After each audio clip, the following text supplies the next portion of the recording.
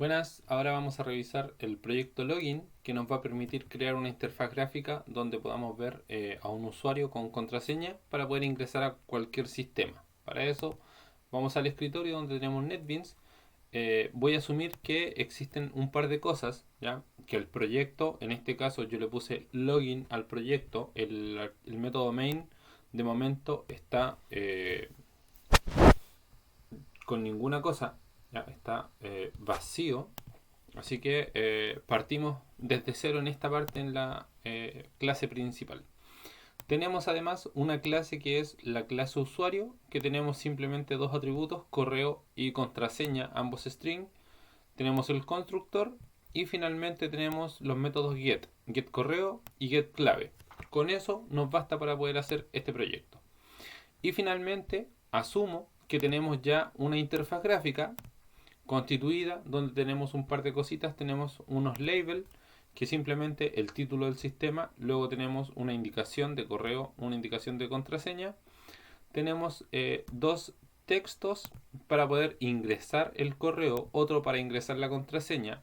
¿Ya? Aquí al menos yo tengo con atributos distintos. Este es un text field, que es el que aparece acá, el text field, y el de acá abajo, el de abajo es un text contraseña, ya, un password field, que está ahí mismo abajito. Ahí, ya. Son ligeramente distintos, pero heredan más o menos los mismos atributos, así que no es tan complejo de definir. Para esto, bueno, y tenemos finalmente dos botones, ingresar y limpiar. Vamos a ver ambas funcionalidades.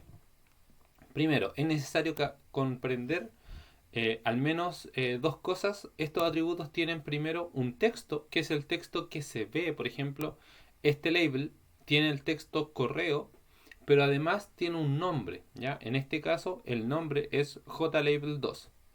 Yo puedo cambiar ambos atributos, donde dice edit text es lo que yo estoy visualizando, ¿ya? Por ejemplo, vamos otra cosa y ahí se cambió el otra cosa. Ya, lo voy a volver a poner como correo,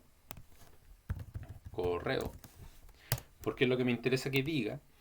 Pero hay otro atributo que es el nombre del objeto, y ese nombre del objeto es el nombre de la variable.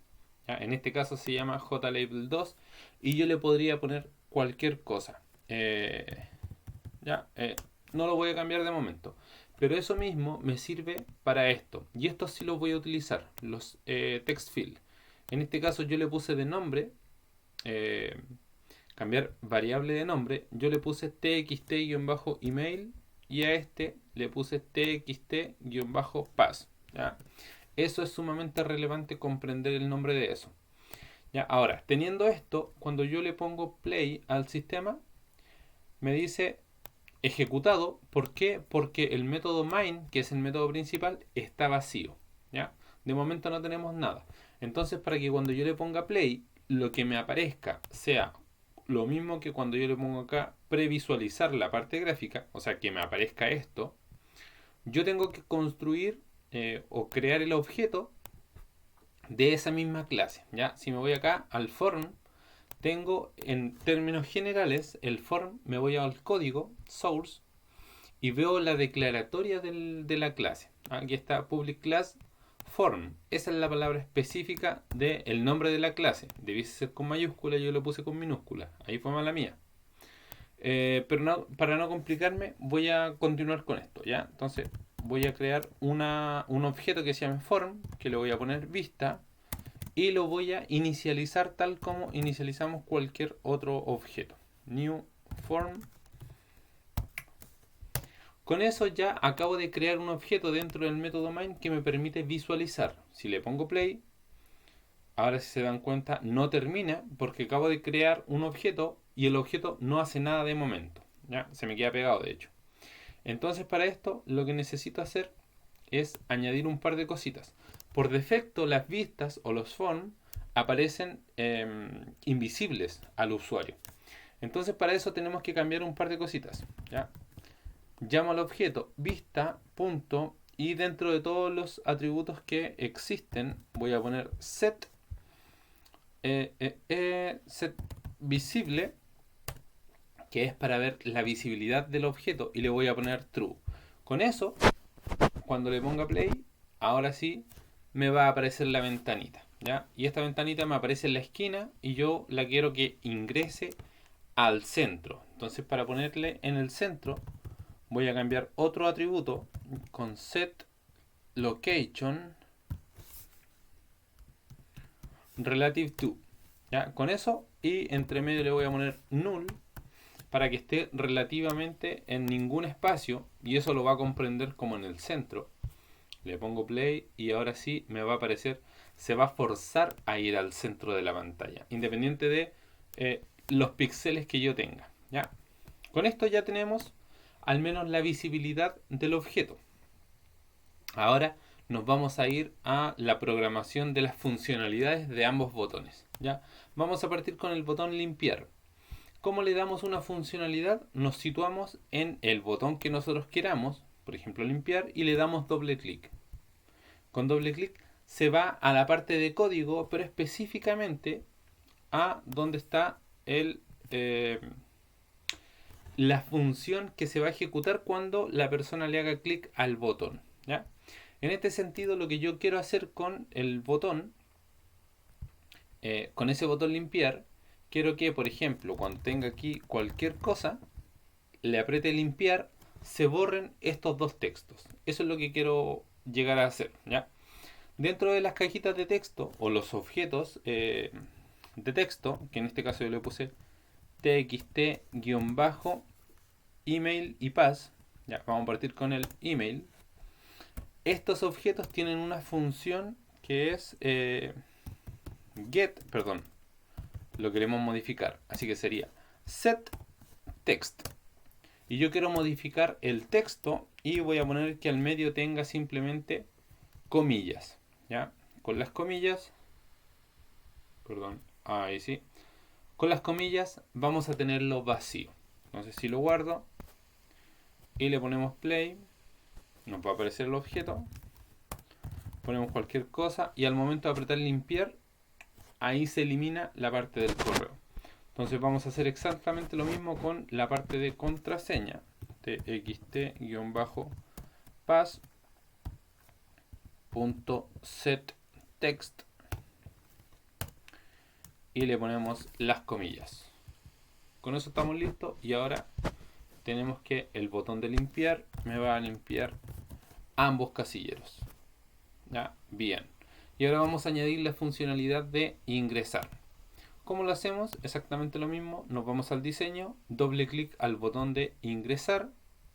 Y ahora tenemos en este botón de ingresar, vamos a añadir un par de cositas, ¿ya? Vamos a partir añadiendo una base de datos que es asumiendo que esto va a estar conectado a algún otro sistema, ¿ya? En nuestro caso, le vamos a crear una base de datos a partir de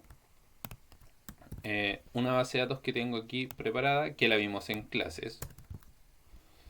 Ya es esta misma. Entonces creamos un arreglo, un vector de 10, que son 10 objetos de la clase usuario. Entonces le ingresamos sus atributos, el correo y la contraseña, ¿ya? Y voy a probar con alguno de estos para poder ingresar al sistema, ¿ya? Vamos a probar con algunos que funcionen y otros que no funcionen. Teniendo esto, ya tenemos la base de datos. Ahora lo que tenemos que hacer es rescatar la información de los cuadritos de texto, ¿ya? De cuando yo escriba ahí cuál va a ser el correo y cuál va a ser la contraseña, vamos a extraer esa información. Para eso voy a crear un string que se llame correo, que sea igual a lo que tiene el objeto txt email punto, y le voy a solicitar la información con un get text. ¿Ya? Con esa instrucción, con ese método, me va a devolver el texto que tiene el objeto txt email, ¿ya? Que es el objeto donde se va a guardar la información. Hacemos exactamente lo mismo para la contraseña, ¿ya? El password igual a txt-pass.get, y dense cuenta que aquí getText y aquí es una de las diferencias de ambos atributos, text me aparece con un tachado. Eso significa que ese método ya no existe, sino que se editó, ¿ya? Entonces, tiene que haber otra forma de obtener la clave, y como este objeto es un password field, le ponemos get password, ¿ya? Y si se dieron cuenta ahí, get password me va a devolver, aquí aparece, un char corchete corchete, o sea, va a devolver una cadena de caracteres. O sea, eso exactamente no es un string. Por eso es que me está mandando error, ¿ya? Aquí me manda error, me dice que el objeto es un char con los corchetes. Entonces, ¿cómo arreglamos esto? ¿Y esto para qué lo hacen? Porque el password viene con los asteriscos por tema de seguridad. Entonces, lo que vamos a hacer es encapsular esto en una función que va a ser string punto value of, y vamos a tirar el char que hay entre medio, ¿ya? Y adentro le vamos a añadir todo esto, el text password se lo vamos a añadir a esa función, ¿ya? Y de esa forma, punto y coma, vamos a transformar esas cadenas de texto en un string para que se pueda almacenar en un string. Y con eso ya tenemos ambos atributos para poder hacer las comparaciones dentro de la base de datos, ¿ya? La base de datos nuestra, estamos asumiendo que son estos usuarios, por tanto vamos a crear un for para poder recorrer cada uno de estos usuarios. For int i igual 0 y menor que 10 y más, ¿ya? Con eso vamos a tener un for para recorrer cada uno de los elementos y vamos a comenzar a hacer la comparativa, ¿ya? If, entonces, vamos a comparar si es que el usuarios corchete sub i, que es el primer elemento del cuadrito usuarios, punto get, por ejemplo, correo, es igual a el correo que nosotros creamos, ¿ya? Eso va a hacer, pero aquí me está ya marcando una alerta, y de hecho a muchas personas les va a pasar que les va a causar conflicto esto, o no les va a resultar como se supone que debe resultar, ¿ya? ¿Por qué? Porque los strings finalmente son objetos, y en Java, cuando nosotros tenemos objetos, los objetos no se pueden igualar para hacer una comparación. Cuando nosotros hacemos la operación de igual, dentro de objetos, lo que estamos haciendo es comparando dos elementos que internamente los objetos tienen, que son punteros. Aún no revisamos eso en la materia y lo vamos a ver más adelante, pero en general no estamos comparando los contenidos de los objetos, ¿ya? Entonces, esta forma no nos sirve para comprobar si es que efectivamente son iguales los contenidos de estas dos cosas. Entonces, la forma de comparar objetos es con el método equal, ¿ya? Y el método equal lo tienen todos los objetos en Java. Entonces, podemos hacerlo de dos formas para poder hacer esta comparativa. Ya lo hacemos con correo.equals y le añadimos un objeto, y el objeto sería usuarios corchete i punto get correo, ¿ya? Eso sería una forma, o existe otra forma que es hacer exactamente lo mismo pero por el otro lado. Usuarios corchete i punto get correo punto equals, y aquí entre medio poner el correo, ya. Esas ambas son iguales. Ahí sí estamos comparando el contenido de ambos objetos. Ya nos vamos a quedar con esa primera. Y ahora, cada vez que el correo efectivamente esté dentro de la base de datos, lo que voy a poner es, o más bien, cuando tenga ya el correo, lo que voy a hacer es comenzar a comprobar la contraseña, ¿ya? Exactamente lo mismo. If, corchete, pero ahora con la contraseña, con password punto equals, y en objeto vamos a agregar usuarios sub i punto get clave, ya, para hacer la comparativa. Si es que eso efectivamente es así, vamos a mandar un mensaje de alerta que diga que el usuario sí existe y tiene ingreso o tiene permitido el ingreso, ¿ya? En general, aquí debiésemos mandar la otra ventanita, que es a la ventanita del propio sistema, pero como no vamos a crear otra ventanita, vamos a dejarlo de esa forma, ¿ya? Para esto vamos a crear un JOptionPane, que debiese aparecer ahí, que este me permite enviar mensajes de alerta al sistema. Ya voy a poner cualquier mensaje, show, casi cualquiera de esos show son mensajes, ya, y yo voy a usar show mensaje dialog, y de esta forma voy a poner acá this, refiriéndome a este objeto, ya, al objeto que está invocando a este método, y por acá voy a poner el mensaje, ya. Entonces, todo bien, ingrese nomás. Con eso estamos listos. Ahora hay que comenzar a ver qué pasa cuando no está cumpliendo esto, ¿ya? O sea, si es que sí ingresa o si el correo es igual a algún correo de la base de datos, pero la contraseña no es la misma, ¿ya? Vamos a poner acá else. Y en caso contrario, el mensaje que debiese aparecer es un mensaje que diga la contraseña es errónea. Es errónea, ¿ya? Y finalmente un detalle, si es que esto funciona, ¿ya? O si es que ingresa aquí, yo creo que se acabe, ¿ya? Si es que ingresa y le dice todo bien, ingresa nomás, quiero que se termine el ciclo del for porque ya encontró a lo que estaba buscando. Para eso añadimos la sentencia break, ¿ya? Y después vamos a añadir otra mejora.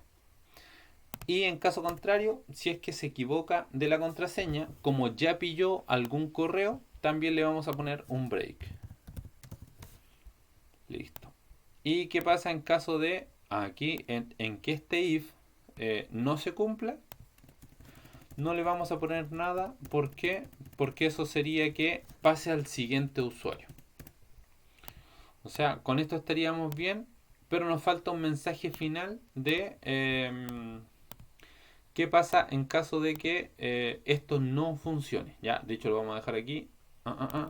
Cuando termine el for, vamos a añadir un mensaje que vamos a poner terminó el for, ya, para poder eh, hacer una comparativa de qué es lo que tenemos en este código de momento. Hasta ahí. Después le vamos a añadir la última mejora. Vamos a comprobar qué es lo que tenemos, ya.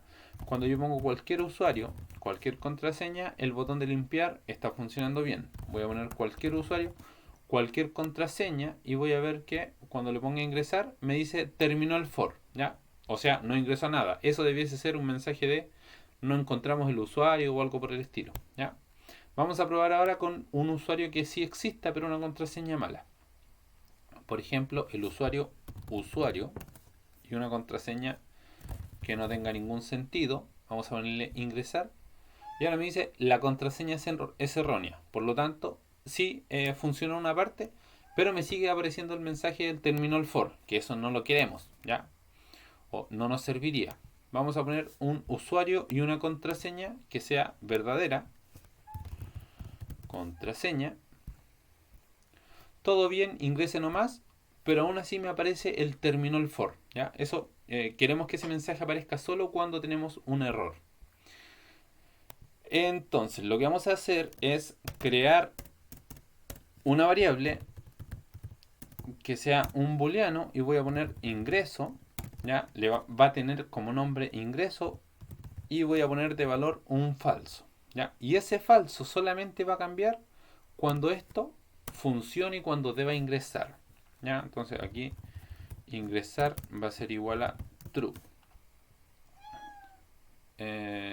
ingreso. De esta forma voy a tener una manera de comprobar cuando termine el for, de ver si es que el usuario ingresó o no ingresó. O sea, si es que se encontró en la base de datos el usuario o no. ¿Ya? If ingreso igual true.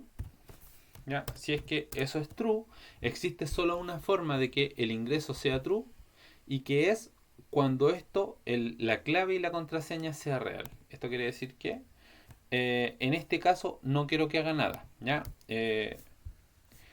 Entonces voy a poner si es que esto es falso. En caso de que sea falso, lo que pasa es que terminó de revisar en la base de datos y no encontró nada. Por tanto, aquí vamos a poner el mensaje de no se encontró el usuario en la base de datos. Ya, y con esto creo que estaríamos terminando. Algo me pasó acá. No he cerrado el proceso. Y ahora sí, comprobamos de nuevo. Y vamos a ver qué pasa cuando tenemos un usuario como usuario y una contraseña que sea real. Le ponemos ingresar y ahora me dice todo bien, ingrese nomás. Y no me aparece el mensaje malo. Ya, si la contraseña fuese otra, le pongo ingresar y me dice la contraseña es errónea y no se encontró el usuario en la base de datos. O sea, esto lo tendríamos que cambiar también en este aspecto. ¿Ya? En este caso también vamos a poner acá que el usuario sí ingresó. Por tanto, este ingreso lo vamos a poner aquí también. Guardamos, compilamos nuevamente.